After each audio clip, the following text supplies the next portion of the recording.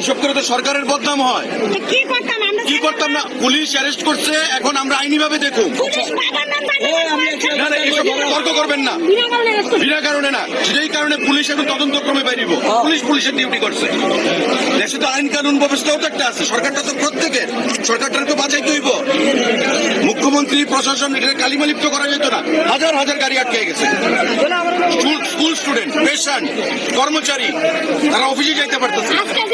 কোনো কথা না দিদি, দিদি আমি কইতাছি এটা, এখানে আমি আইছি, আপনার রাস্তা রাখতে হইব, এসপি আইছে, কোনো বিশৃঙ্খলা যেন না হয়।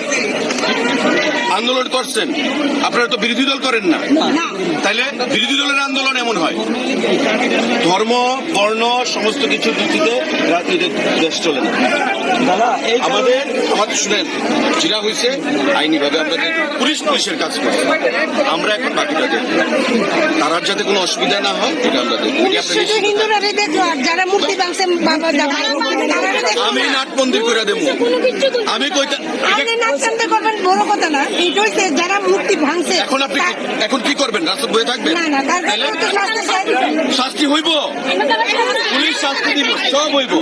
দেখেন দেখেন, আপনাদের এই বাসাইতে, আপনাদের, আরে দিদি কথা শুনেন না, আপনাদের এই বাসাইতে সেদিন রাত্রে আমিও তো বদনাম কিন্তু আমি তো ওটা কেয়ার করছি না, আমি জানি এটা হুমু, তারপর আমি আইছি, আপনাদের লেগে আইছি তো। সুতরাং এখানে আর কোনো সিল করেন না প্লিজ,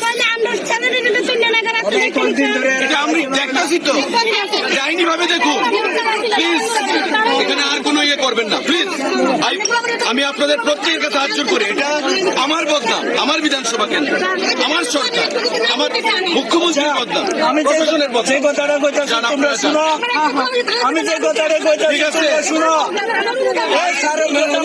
আপনারা কি বয়ে থাকবেন? মানুষ সারের কথা না মানলে তো না।